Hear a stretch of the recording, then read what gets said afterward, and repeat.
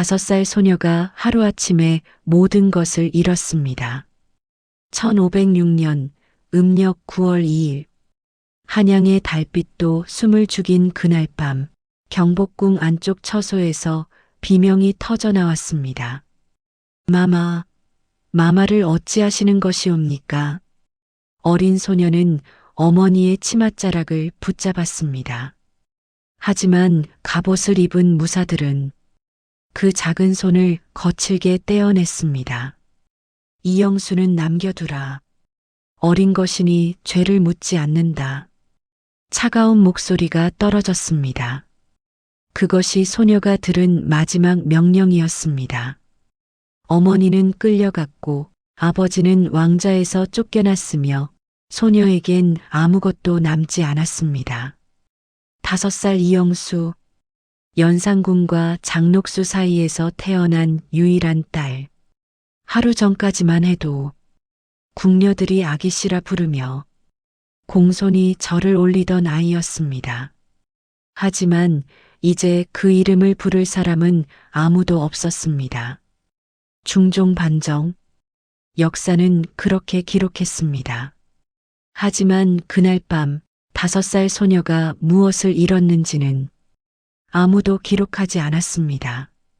지금부터 그 이야기를 시작합니다.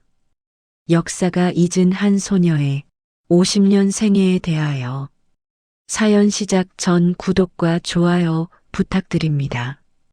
그날 밤 이후 영수는 궁궐 한쪽 구석방에 갇혀 지냈습니다. 아무도 찾아오지 않았습니다. 밥은 하루에 한 번 문틈으로 밀어 넣어졌습니다. 어머니는요?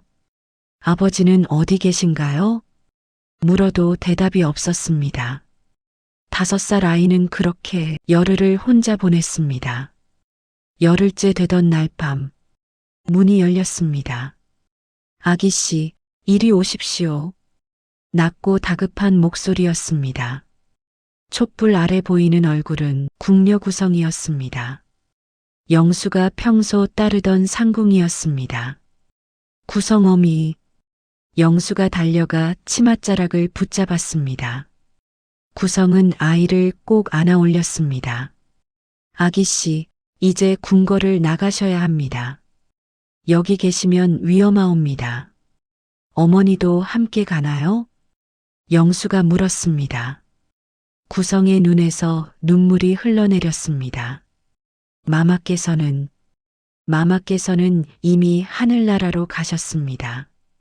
5살 아이가 그 말을 이해할 리 없었습니다. 하지만 구성의 눈물은 이해했습니다. 영수는 더 이상 묻지 않았습니다. 구성은 아이에게 누추한 옷을 입혔습니다. 비단옷을 벗기고 무명옷을 입혔습니다. 머리에 쓴 비녀를 빼고 헝겊으로 묶었습니다.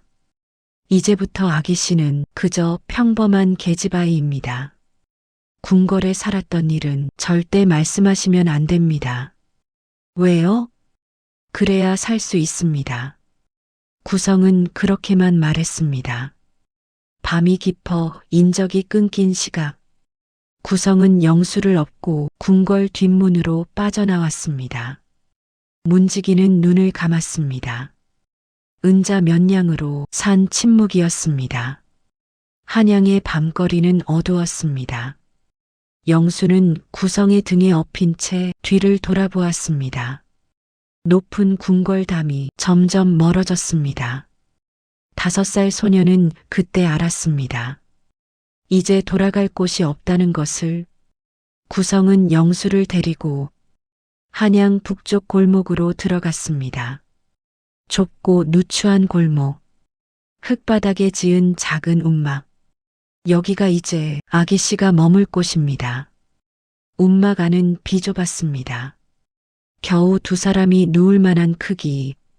벽은 집과 흙으로 엮었고 지붕은 낡은 가마니로 덮었습니다. 추우면 어쩌나요? 제가 옆에 있겠습니다. 구성이 아이를 안아주었습니다. 그날 밤 영수는 처음으로 궁궐이 아닌 곳에서 잠을 청했습니다. 어머니 품도 아니고 비단 이불도 아니고 따뜻한 온돌도 아닌 곳에서 그렇게 첫 겨울이 지나갔습니다. 다음 해 봄, 구성이 운막 문을 열고 나갔다가 돌아오지 않았습니다. 영수는 하루 종일 기다렸습니다.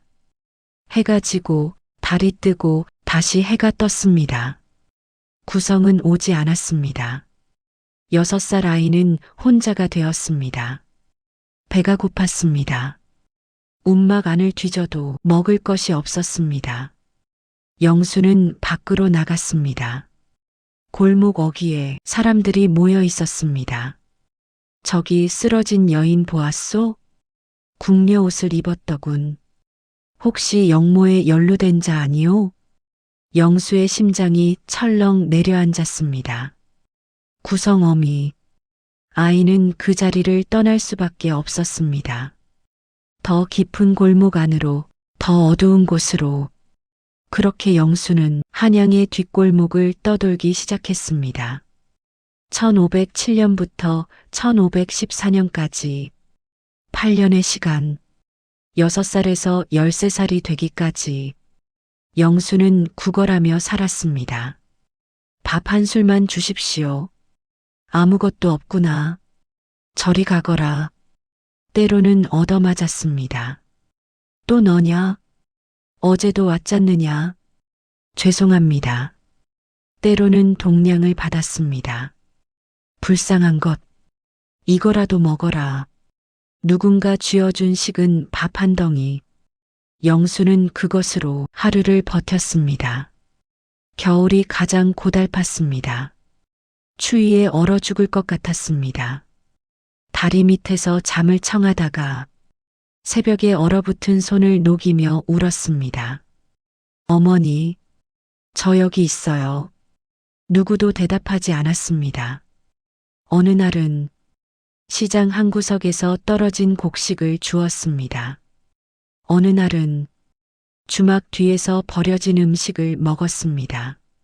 어느 날은 아무것도 먹지 못했습니다. 13살이 되던 해가을, 영수는 종로시장 한 구석에 앉아 있었습니다. 밥 한 술만 주십시오. 지나가는 사람들은 외면했습니다. 그때였습니다. 아이야. 누군가 영수 앞에 멈춰 섰습니다. 고개를 들어보니 중년의 사내였습니다. 남루하지만 깨끗한 옷, 허리에 약 보따리를 맨 약방 주인으로 보였습니다. 너 약초 캐는 법 배워볼래? 사내가 물었습니다. 영수는 멍하니 그를 바라보았습니다. 8년 만에 처음 들어보는 다정한 목소리였습니다. 영수는 고개를 끄덕였습니다. 사내는 미소를 지었습니다. 그럼 따라오너라. 내 이름은 김유겸이라 하네. 북촌에 작은 약방을 하고 있지. 김유겸. 한양 북촌에서 작은 약방을 운영하는 진사 출신이었습니다. 과거에 급제했지만 벼슬길에 나가지 않고 백성들을 치료하는 일을 택한 사람. 약초를 캐려면 산을 잘 알아야 하네. 그리고 풀을 구별할 줄 알아야 하고, 김진사는 영수를 데리고 북한산 자락으로 올라갔습니다. 이것은 당귀, 여인 내 병에 좋지. 이것은 청궁, 두통에 쓰이네. 하나하나 가르쳐 주었습니다. 영수는 귀를 기울였습니다. 살기 위해서였습니다. 이제는 구걸이 아닌 일을 해서 밥을 얻을 수 있다는 것. 그것만으로도 영수에게는 큰 희망이었습니다. 김진사의 약방은 북촌 골목 안쪽에 있었습니다. 크지 않은 기와집, 앞쪽은 약방이고 뒤쪽은 살림집이었습니다. 우리 집사람이네. 김진사가 소개한 부인은 온화한 인상의 중년 여인이었습니다. 아이고, 이렇게 어린 것을. 부인은 영수를 보자 눈시울을 붉혔습니다.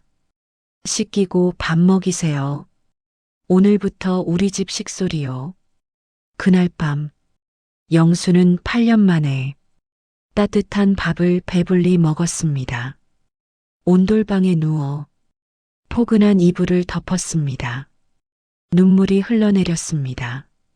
감사해서 우는 것인지 그리워서 우는 것인지 스스로도 알 수 없었습니다. 이튿날부터 영수는 김진사를 따라다녔습니다. 새벽 일찍 산에 올라 약초를 캤습니다. 처음에는 힘들었습니다. 산길은 험했고 손에 가시가 찔렸습니다. 하지만 영수는 불평하지 않았습니다. 8년 동안 겨울 찬바람을 맞으며 돌바닥에서 잔 아이였습니다. 이 정도는 견딜만 했습니다. 이 아이 참 억세구나. 김진사가 감탄했습니다. 한 달이 지나자 영수는 약초 이름을 거의 다 외웠습니다. 석 달이 지나자 혼자서도 산에 올라 약초를 캘 수 있었습니다. 1년이 지나자 약방 일을 거둘 수 있었습니다. 당귀 한 양 주시게. 예, 잠시만 기다리십시오. 영수는 약재를 달아 손님에게 건넸습니다. 김진사의 부인은 영수를 친딸처럼 아꼈습니다. 영수야, 이것 좀 입어보렴. 새 치마 저고리를 지어주었습니다. 영수야, 추우면 이것 덮고 자거라. 두툼한 솜니부를 내어주었습니다. 영수는 그들에게 감사했습니다. 하지만 동시에 두려웠습니다. 언젠가는 자신의 정체가 드러나지 않을까? 그러면 이 따뜻한 일상이 다시 사라지지 않을까? 영수는 절대 자신의 과거를 말하지 않았습니다. 누가 물어도 그저 고개를 저었습니다. 부모님은 어디 계시니? 모릅니다. 어디서 왔니? 기억이 나지 않습니다. 거짓말은 아니었습니다. 5살 때의 기억은 이제 흐릿했습니다. 어머니의 얼굴도 궁궐의 모습도 점점 희미해져 갔습니다. 1517년 영수가 16살이 되던 해 이상한 일이 벌어졌습니다. 약방에 관복을 입은 내관이 찾아왔습니다. 이 근처에 연산대군의 딸이 산다는데 혹시 아시오? 김진사의 얼굴이 굳었습니다. 모르는 일이요. 여기는 그저 약방일 뿐이요. 내관은 주위를 둘러보다가 영수를 보았습니다. 뒤쪽에서 약재를 정리하던 16살 소녀. 저 아이는 누구요? 제 조카입니다. 김진사가 재빨리 대답했습니다. 내관은 한참을 영수를 쳐다보았습니다. 영수는 고개를 숙인 채 손을 떨었습니다. 그러시오. 내관은 돌아섰습니다. 하지만 돌아서며 뭔가 의심하는 듯한 눈빛이었습니다. 그날 밤 김진사가 영수를 불렀습니다. 영수야. 예, 나으리. 너 혹시 연산대군과 관련이 있느냐? 영수는 대답하지 못했습니다. 침묵이 흘렀습니다. 김진사는 한숨을 쉬었습니다. 처음 널 봤을 때부터 짐작은 했었다. 내 말투가 내 손이 궁궐 사람의 것이더구나. 죄송합니다. 영수가 고개를 숙였습니다. 죄송할 것 없다. 내가 무슨 죄가 있겠느냐. 다만 김진사는 창밖을 내다보았습니다. 이제 여기도 안전하지 않을 것 같구나. 오늘 온 내관이 의심하는 것 같았다. 제가 떠나겠습니다. 영수가 말했습니다. 아니다. 급할 것 없다. 다만 조심해야 한다. 하지만 김진사의 걱정은 현실이 되었습니다. 며칠 후 약방 앞에 낯선 양반이 나타났습니다. 김진사를 만나러 왔소. 40대쯤 되어 보이는 사내. 관복을 입었고 허리에는 칼을 찼습니다. 누구시오? 나는 박응천. 중종 반정에 참여한 박원종 대감의 조카여. 영수의 심장이 멎는 듯 했습니다. 박원종, 중종 반정을 주도한 인물, 어머니를 죽인 사람들 중 하나. 무슨 일로 오셨소? 김진사가 물었습니다. 소문을 듣고 왔소. 연산의 딸이 이 근처에 산다는데 사실이요? 모르는 일이요. 그 계집아이가 여기 있소? 박응천이 안으로 들어서며 영수를 보았습니다. 그 눈빛은 날카로웠습니다. 저 아이가 그 계집이요? 아니요. 제 조카일 뿐이요. 조카? 박응천이 비웃었습니다. 연산의 씨를 그대로 둘 수는 없소. 반정의 뜻을 흐리는 일이요. 그 아이는 아무 죄가 없소. 김진사가 소리쳤습니다. 죄가 없다고? 연산의 피를 받았으면 그것이 죄요. 박응천이 칼을 뽑았습니다. 그 순간 영수가 뒷문으로 뛰쳐나갔습니다. 잡아라. 박응천이 소리쳤습니다. 영수는 골목을 미친 듯이 달렸습니다. 뒤에서 발소리가 쫓아왔습니다. 거기 서라. 영수는 돌아보지 않았습니다. 8년 동안 거리를 떠돌며 익힌 생존의 기술. 좁은 골목으로 어두운 샛길로 영수는 몸을 숨겼습니다. 한참을 숨죽이고 있다가 발소리가 멀어지자 영수는 다시 뛰었습니다. 한양을 벗어나야 했습니다. 더 이상 이곳에 있으면 안 되었습니다. 18살 영수는 그날 밤 남대문을 빠져나갔습니다. 뒤도 돌아보지 않고 김진사 내외에게 작별 인사도 하지 못한 채 한양의 불빛이 점점 멀어졌습니다. 영수는 남쪽으로 향했습니다. 어디로 가는지도 모른 채 그저 살기 위해 걸음을 옮겼습니다. 달빛 아래 홀로 걷는 18살 소녀, 연산군과 장록수의 딸 이영수. 그녀의 유랑은 이제 막 시작되었습니다. 영수는 열흘을 걸었습니다. 한양에서 남쪽으로 또 남쪽으로, 낮에는 숨고 밤에는 걸었습니다. 추격자가 올까 두려워 큰 길을 피했습니다. 산길로 샛길로 마을을 돌아서 갔습니다. 열흘째 되던 날 영수는 작은 마을에 다다랐습니다. 충청도와 전라도 사이 깊은 산속 마을이었습니다. 집이 10채 남짓, 논밭을 일구며 사는 평범한 농촌이었습니다. 아가씨, 어디서 오셨소?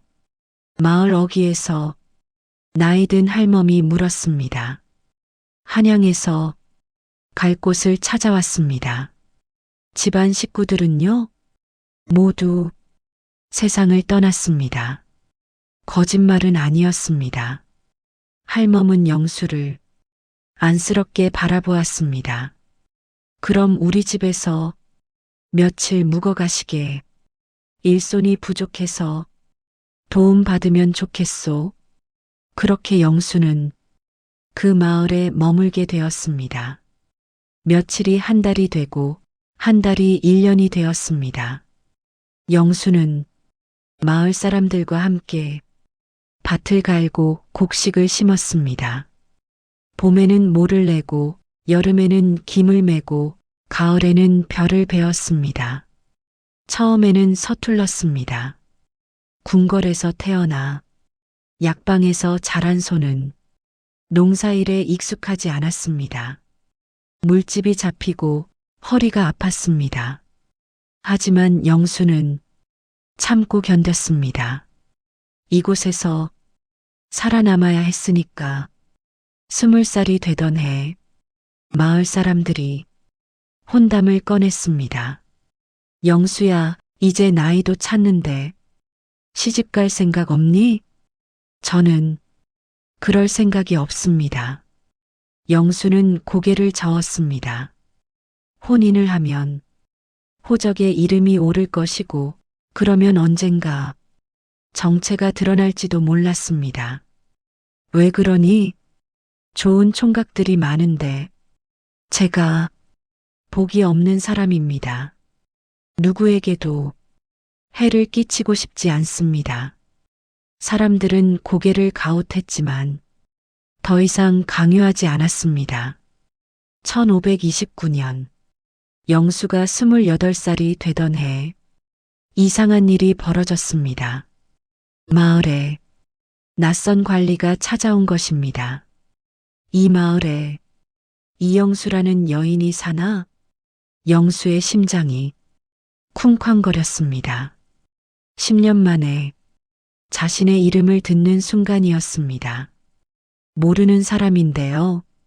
마을 사람들이 고개를 저었습니다. 관리는 영수를 보았습니다. 혹시 당신이요? 아닙니다. 제 이름은 그냥 영수입니다. 성도 없습니다. 영수는 침착하게 대답했습니다. 관리는 한참을 영수를 쳐다보았습니다. 중종전하께서 연산대군의 딸을 찾으라 하셨소. 재산을 하사하시려 한다는데 영수는 고개를 저었습니다. 저는 그런 사람이 아닙니다. 관리는 결국 빈손으로 돌아갔습니다. 그날 밤 영수는 별을 보며 생각했습니다. 재산을 하사한다. 어쩌면 궁궐로 돌아갈 수 있었을지도 몰랐습니다. 하지만 영수는 원하지 않았습니다. 이미 그 세계는 끝난 것이었습니다. 어머니도 아버지도 그 시절도 모두 사라진 것이었습니다. 영수는 그냥 평범한 여인으로 살고 싶었습니다. 이름도 신분도 과거도 없는 그저 한 명의 사람으로 세월이 흘렀습니다. 30대가 지나고 40대가 왔습니다. 영수는 마을의 할멈이 되어갔습니다. 아이들에게 글을 가르쳤습니다. 궁궐에서 배운 글자들을 김진사에게 배운 약초 지식을 마을 사람들과 나누었습니다. 영수 할멈, 이 글자가 뭐예요? 이것은 하늘 천자란다. 영수 할멈, 배가 아파요. 이 약초를 다려 먹어라. 금방 나을 게다. 사람들은 영수를 따르고 존경했습니다. 그 누구도 그녀의 과거를 묻지 않았습니다. 1544년 영수가 43살이 되던 해 겨울 중종이 승하했다는 소식이 들렸습니다. 마을 사람들은 슬퍼했습니다. 하지만 영수의 가슴 속엔 묘한 감정이 일었습니다. 아버지를 폐위시킨 임금, 어머니를 죽인 반정의 주인공, 그가 세상을 떠났습니다. 영수는 아무 말도 하지 않았습니다. 그저 창밖을 바라보았습니다. 이제 모두 끝났구나. 그렇게 생각했습니다. 세월은 가차없이 흘렀습니다. 50대에 접어든 영수는 허리가 굽기 시작했습니다. 머리에는 흰머리가 늘어났습니다. 얼굴에는 주름이 깊게 패였습니다. 하지만 영수는 평온했습니다. 1556년 가을 54살의 영수는 병상에 누웠습니다. 갑자기 찾아온 열병이었습니다. 마을 사람들이 약을 다려주었습니다. 하지만 몸은 점점 쇠약해졌습니다. 영수 할멈, 정신 차리세요. 젊은 여인이 손을 잡아주었습니다. 영수는 희미하게 미소 지었습니다. 괜찮다. 이제 편히 쉬고 싶구나. 그날 밤 달이 유난히 밝았습니다. 영수는 창밖의 달을 바라보았습니다. 50년 전 궁궐에서 쫓겨나던 밤에도 이렇게 달이 밝았습니다. 어머니, 이제 뵐 수 있을까요? 작은 목소리로 중얼거렸습니다. 아무도 대답하지 않았습니다. 영수는 눈을 감았습니다. 그리고 다시 뜨지 않았습니다. 1556년 10월 15일 이영수 연산군과 장록수의 딸 54년의 삶을 마감했습니다. 마을 사람들은 그녀를 마을 뒷산에 묻었습니다. 묘비는 세우지 않았습니다. 이름도 새기지 않았습니다. 그녀가 원한 대로 그저 평범한 한 사람으로 땅에 묻혔습니다. 무덤 위에는 억새풀이 자랐습니다. 바람이 불면 흔들렸습니다. 마치 그녀의 일생처럼 흔들리고 떠돌고 그러다 결국 조용히 머물렀습니다. 이영수 조선왕 조실록 어디에도 그녀의 이름은 남아있지 않습니다. 연산군과 장록수 사이에 딸이 있었다는 기록만 간단히 남았을 뿐입니다. 그녀가 어떻게 살았는지, 어디서 죽었는지 누구도 기록하지 않았습니다. 하지만 우리는 압니다. 그녀는 분명히 살았습니다. 5살에 모든 것을 잃고 18살에 다시 도망치고 54살에 조용히 생을 마감한 한 사람의 인생이 있었습니다. 역사는 왕과 공신들의 이름만 기억합니다. 하지만 그 틈새에서 살아남으려 애썼던 수많은 사람들, 그들의 이름은 누가 기억해 줄까요? 오늘 이 이야기가 여러분의 마음에 남았다면 댓글로 감상을 남겨주세요. 역사 속에서 가장 기억하고 싶은 이름은 무엇인가요? 구독과 좋아요는 잊혀진 이야기들을 다시 세상에 전하는 큰 힘이 됩니다. 오늘도 이야기를 들어주셔서 감사합니다.